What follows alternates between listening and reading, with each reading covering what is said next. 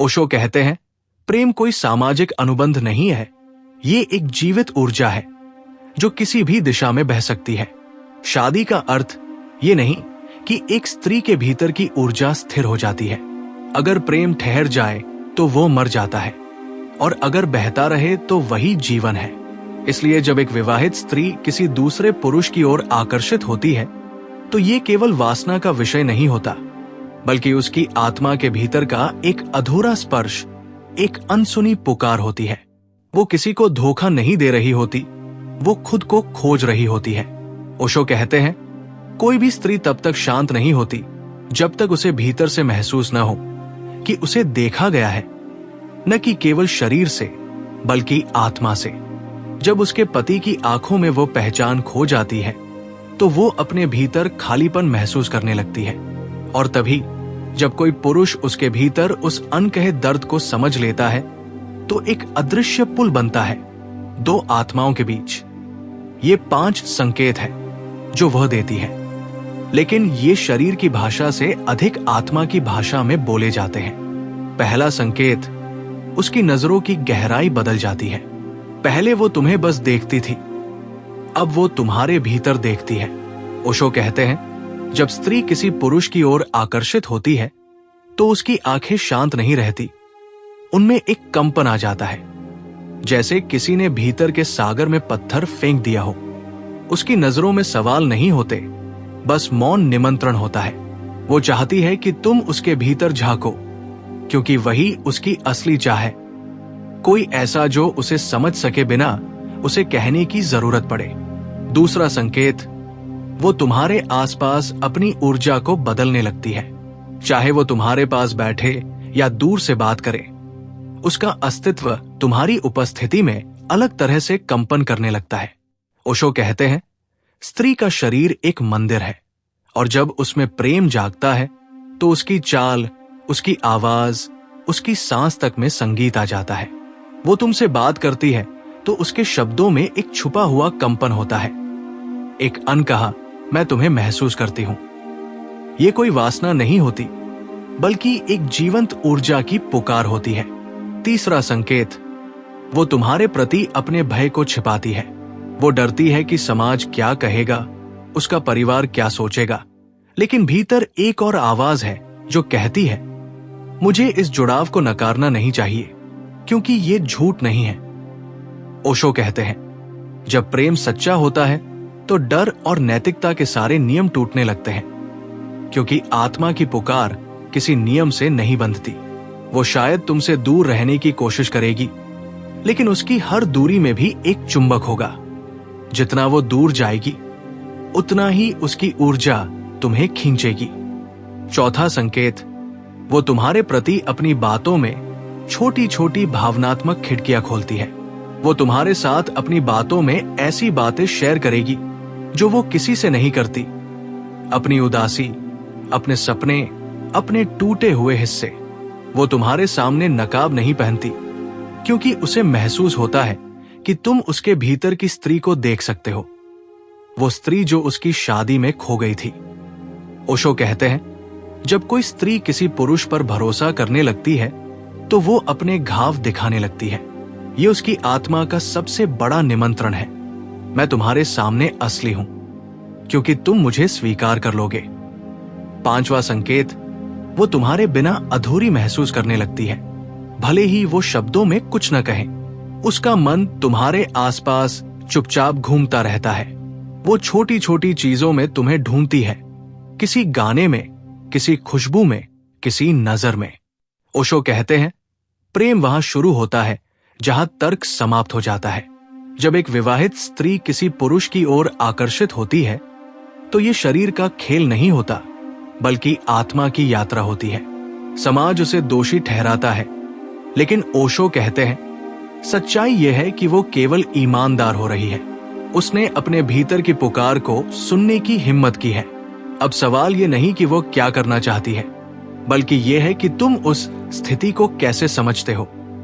अगर तुम केवल उसकी चाहत को शरीर तक सीमित कर दोगे तो तुम वही गलती करोगे जो उसका पति कर चुका है। लेकिन अगर तुम उसके भीतर के दर्द, उसकी अधूरी चाह उसकी खोज को समझ सको तो तुम उसके लिए एक दर्पण बन जाओगे। ओशो कहते हैं, जब दो आत्माएं मिलती हैं तो प्रेम का अर्थ शारीरिक मिलन नहीं होता, बल्कि एक ऊर्जा का मिलन होता है जो दोनों को रूपांतरित कर देता है। एक विवाहित स्त्री जो किसी और की ओर आकर्षित होती है, वो दरअसल खुद से मिलना चाहती है।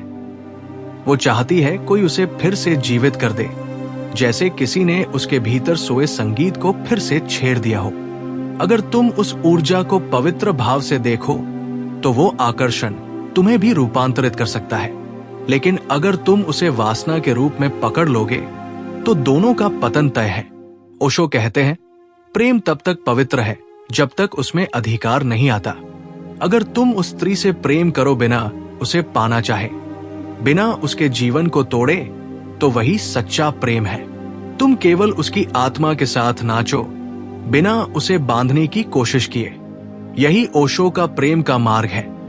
प्रेम करना लेकिन स्वामित्व नहीं रखना, समझना लेकिन हस्तक्षेप नहीं करना। वो स्त्री जो तुम्हें चाहती है, वो दरअसल तुम्हारे भीतर उस ऊर्जा को महसूस करती है जो उसे फिर से जगा सकती है। तुम उसके भीतर की सुप्त देवी को जागृत कर सकते हो, पर केवल तब जब तुम्हारे भीतर भी पवित्रता हो, जब तुम्हारा प्रेम केवल पाने की नहीं, देने की आकांक्षा से भरा हो। ओशो कहते हैं, प्रेम का अर्थ है दूसरे के भीतर ईश्वर को देखना। जब एक स्त्री तुमसे जुड़ती है तो वो अपने भीतर के ईश्वर से जुड़ रही होती है। इसलिए उस आकर्षण को अपवित्र मत समझो, उसे एक आध्यात्मिक अनुभव बनाओ। अगर तुम उसे सम्मान के साथ स्वीकार कर सको तो वो स्त्री भी रूपांतरित होगी और तुम भी, क्योंकि प्रेम हमेशा दोनों को बदलता है। ये वही प्रेम है जो कृष्ण और राधा के बीच था। राधा विवाहित थी, लेकिन उसका प्रेम कोई सामाजिक बंधन नहीं था, वो आत्मिक मिलन था।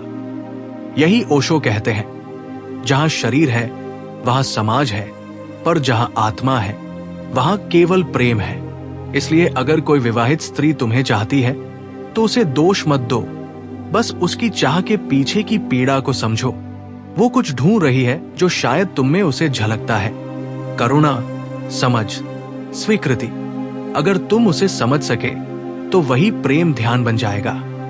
लेकिन अगर तुम उसे वासना समझ बैठे तो वही ध्यान पाप बन जाएगा। ओशो कहते हैं, प्रेम तब तक सुंदर है जब तक उसमें अपेक्षा नहीं है। जब एक विवाहित स्त्री तुम्हारे प्रति आकर्षित होती है तो उसे कोई नाम मत दो, बस उस जुड़ाव को एक मौन ध्यान की तरह देखो। वहां कुछ सीखने को है, कुछ गहराई से समझने को है। वो तुम्हारे जीवन में आई है ताकि तुम्हें प्रेम की ऊंचाई सिखा सके। जहां प्रेम किसी बंधन में नहीं बंधता, बस बहता है। यही सच्चा संकेत है कि जीवन अब तुम्हें आत्मा के स्तर पर प्रेम करने की परीक्षा दे रहा है। ओशो कहते हैं, जब कोई विवाहित स्त्री किसी दूसरे पुरुष की ओर आकर्षित होती है तो ये किसी रिश्ते के टूटने का संकेत नहीं होता, बल्कि ये उसके भीतर के जागरण का संकेत होता है। वो अब अपने भीतर कुछ नया महसूस करने लगी है, कुछ ऐसा जो लंबे समय से सोया हुआ था। लेकिन समाज उसे तुरंत गलत ठहराता है, उसे दोषी कहता है। ओशो के अनुसार समाज हमेशा प्रेम से डरता है, क्योंकि प्रेम में स्वतंत्रता होती है और समाज चाहता है कि तुम बंधे रहो। एक विवाहित स्त्री जब किसी और से जुड़ाव महसूस करती है तो वो सामाजिक नियम नहीं तोड़ रही होती, वो अपने भीतर के सत्य की ओर बढ़ रही होती है। ये आकर्षण कभी कभी उसे खुद से भी भयभीत कर देता है, क्योंकि उसके भीतर दो आवाजें होती हैं। एक जो कहती है ये गलत है और दूसरी जो कहती है ये सच्चा है। ओशो कहते हैं, मन हमेशा सही और गलत में उलझा रहता है, लेकिन हृदय केवल प्रेम को जानता है। जब हृदय बोलता है तो तर्क चुप हो जाता है। इसलिए अगर कोई स्त्री तुम्हारी ओर खिंच रही है तो ये मत सोचो कि वो धोखा दे रही है। समझो कि उसका हृदय उस सच्चाई की ओर जा रहा है जो उसे जीवन देती है। वो 5 संकेत जिनकी बात हमने की, अब वे और गहराई लेते हैं, क्योंकि हर संकेत के भीतर एक और गहरा अर्थ छिपा होता है, एक आध्यात्मिक आयाम। पहला संकेत, उसकी नजरों का बदलना। ये केवल तुम्हें देखने का तरीका नहीं है, ये उसकी आत्मा की खिड़की खुलने जैसा है। जब स्त्री की आंखें किसी पुरुष को आत्मिक रूप से देखने लगती है, तो वे अब पहचान की तलाश में होती है। वो ये नहीं देखती कि तुम कितने सफल हो या कितने आकर्षक हो। वो ये महसूस करती है कि क्या तुम उसे समझ सकते हो, क्या तुम उसके मौन को सुन सकते हो। अगर तुम सच में उसे महसूस कर सको, तो वो स्त्री अपने भीतर खुल जाएगी, जैसे कोई बंद फूल सूरज की रोशनी में खिल उठता है। ओशो कहते हैं, स्त्री की आंखें प्रेम का पहला मंदिर है।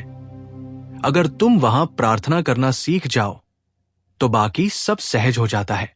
दूसरा संकेत, उसकी ऊर्जा का बदलना। यह बहुत सूक्ष्म होता है। जब वो तुम्हारे पास होती है, तो उसका शरीर थोड़ा अलग तरह से प्रतिक्रिया करता है। उसकी सांसें गहरी हो जाती है, उसकी हंसी सच्ची लगने लगती है, उसकी उपस्थिति हल्की और जीवंत हो जाती है। ये केवल आकर्षण नहीं है, ये ऊर्जा का प्रवाह है। ओशो कहते हैं, जब दो ऊर्जा एक दूसरे से मिलती है, तो एक नया कंपन पैदा होता है। अगर तुम सजग हो, तो तुम उस ऊर्जा को महसूस कर सकते हो, जैसे हवा में एक मधुर सुगंध फैल रही हो। लेकिन अगर तुम्हारा मन वासना से भरा है, तो तुम उस ऊर्जा को अशुद्ध बना दोगे। इसलिए ओशो कहते हैं, जब कोई स्त्री तुम्हारे पास अपने पूरे अस्तित्व के साथ आती है, तो तुम उसे सम्मान से देखो, उसे अनुभव करो जैसे कोई प्रार्थना हो। यही सच्चा प्रेम है। तीसरा संकेत, उसके भय और साहस का मिलन। वो जानती है कि ये जो जुड़ाव है, ये उसे समाज से टकरा सकता है, लेकिन फिर भी वो तुम्हारे सामने खुलती है। यही उसका साहस है। ओशो कहते हैं, प्रेम हमेशा भय के साथ आता है, क्योंकि प्रेम तुम्हें नग्न कर देता है। जब कोई स्त्री अपने दिल के दरवाजे खोलती है, तो वो सबसे पहले अपनी असुरक्षा तुम्हें सौंपती है। अगर तुम उसे स्वीकार कर लेते हो, तो वो तुम्हें अपना सबसे सच्चा रूप दिखा देती है। यही वो क्षण होता है जब आकर्षण प्रेम में बदल सकता है, अगर उसमें सजगता हो। अगर तुम उसके भय को समझ सको, अगर तुम उसे आश्वासन दे सको कि ये जुड़ाव पवित्र है, तो वो तुम्हारे भीतर खुद को सुरक्षित महसूस करेगी। चौथा संकेत, भावनात्मक जुड़ाव। जब वो तुम्हारे सामने अपने दर्द की बातें करती है, जब वो तुम्हें अपनी कहानियां सुनाती है, तो याद रखो, ये कोई सामान्य बात नहीं है। ओशो कहते हैं, जब कोई स्त्री अपने जीवन की सच्चाई किसी पुरुष से साझा करती है, तो वो अपने भीतर के मंदिर का द्वार खोल रही होती है। वो केवल किसी से बात नहीं कर रही होती, वो किसी को अपने भीतर आने की अनुमति दे रही होती है। यही वो क्षण होता है जब तुम्हें अत्यंत संवेदनशील रहना होता है। अगर तुम उसके दर्द को सुन सको, बिना निर्णय दिए, बिना कोई समाधान दिए, बस उपस्थित रहकर, तो तुम उसके भीतर प्रेम का फूल खिला दोगे। ओशो कहते हैं, स्त्री को किसी उत्तर की जरूरत नहीं होती, उसे केवल एक सच्ची उपस्थिति की आवश्यकता होती है। पांचवा संकेत, उसका तुम्हारे बिना अधूरा महसूस करना। यह संकेत बहुत गहरा है, क्योंकि ये आत्मिक स्तर पर जुड़ाव का प्रतीक है। अब वो तुम्हारे बिना खुद को अधूरा महसूस करने लगी है, न कि इसलिए कि तुम उसे पूरी करते हो, बल्कि इसलिए कि वो तुम्हारे माध्यम से अपने भीतर के प्रेम को महसूस करती है। ओशो कहते हैं, जब दो लोग आत्मिक स्तर पर जुड़ते हैं, तो वे एक दूसरे के माध्यम से खुद को पहचानने लगते हैं। ये कोई निर्भरता नहीं है, बल्कि एक जागरण है। वो तुम्हारे माध्यम से उस प्रेम को महसूस कर रही है, जो हमेशा उसके भीतर था। यही असली रहस्य है। कोई किसी को प्रेम नहीं देता, हम केवल एक दूसरे को प्रेम का दर्पण बनाते हैं। लेकिन ओशो चेतावनी देते हैं, अगर तुम इस आकर्षण को सही ढंग से नहीं समझे, तो ये तुम्हें और उसे दोनों को तोड़ सकता है, क्योंकि ये ऊर्जा बहुत शक्तिशाली है। अगर तुम इसे शरीर तक सीमित कर दोगे, तो ये जल्द ही राख बन जाएगी। लेकिन अगर तुम इसे आत्मिक यात्रा बना दो, तो ये तुम्हें ध्यान, करुणा और मुक्ति की दिशा में ले जाएगी। ओशो कहते हैं, प्रेम की सबसे बड़ी परीक्षा तब होती है जब तुम किसी से प्रेम करो, लेकिन उसे पाने की इच्छा छोड़ दो। अगर तुम उस विवाहित स्त्री को उसके अपने जीवन में सम्मानपूर्वक रहने दो, फिर भी उससे आत्मिक रूप से जुड़े रहो, तो तुमने प्रेम का सच्चा अर्थ जान लिया। ओशो कहते हैं, स्त्री कोई वस्तु नहीं है जिसे पाया जाए, वो एक ऊर्जा है जिसे समझा जाए। अगर तुम उसे समझ सको तो तुम उसके भीतर